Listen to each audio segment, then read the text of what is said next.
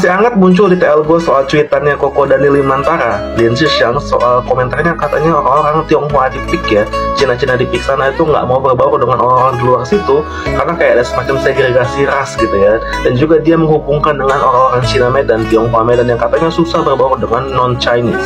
Gue sarankan kalian main langsung ke threadnya. Di sini gue nggak bahas threadnya, gue mau bahas pendapat gue aja.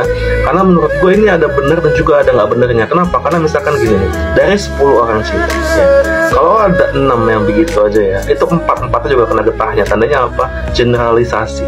Sedangkan generalisasi itu adalah sebuah racun ya di dalam kehidupan sosial kayak gitu. Karena kalau kita bilang misalkan, maaf nih, teroris itu agamanya apa?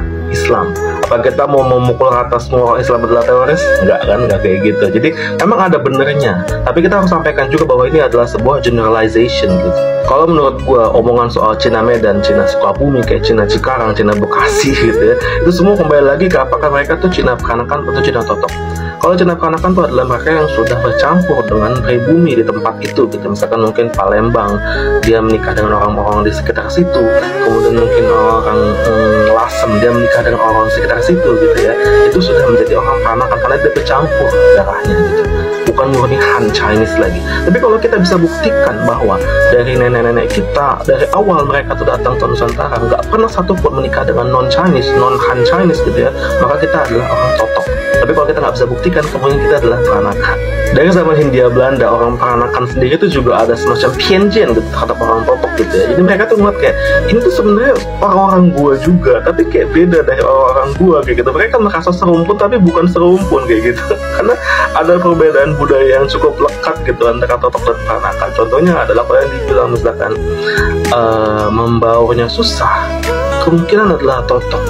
Tapi omongan gue juga nggak fair. Kenapa? Karena itu juga sebuah generalisasi gitu. Sama kayak kalau orang bilang, ih, kalian tahu nggak sih kalau orang Tionghoa itu adalah pengkhianat negara? Ada yang namanya Po Antui ya, Po Antui atau Poh Antui. Itu adalah militansi Tionghoa yang digunakan untuk menjaga properti dan juga keamanan dari warga Tionghoa waktu itu. Tapi kemudian pada akhir hidupnya itu ditunggangi oleh Belanda, sehingga akhirnya pro Belanda dan kontra terhadap pribumi ya, orang non-Chinese kayak gitu. Itu sampai sekarang diubah-ubah terus oleh orang yang nggak suka gitu ya. Padahal misalkan dari 10 ya, balik lagi dari 10 ada 4 aja yang orang-orang Po Antui.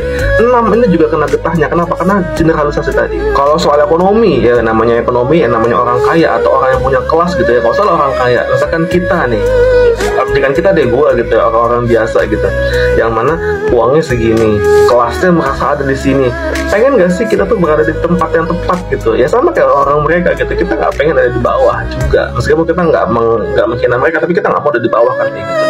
Kita pengen di tempat kita lah gitu ya, show you woman jadi tifang gitu. Kita ambil informasi yang benar ya, which is memang ada beberapa orang yang nggak suka berbaur gitu ya, dan juga lebih suka untuk ada di tempatnya aja gitu. Kalau saya udah nggak mau ngeliat ke bawah kayak gitu ya. Tapi kita juga harus belajar bahwa orang muda nih, kita anak muda nih kan, jangan sampai terulang kembali hal-hal yang dilakukan oleh orang tua kita di zaman dulu. Karena emang apa ya, namanya kehidupan Tionghoa dan non Tionghoa dari zaman Hindia Belanda aja tuh udah rame.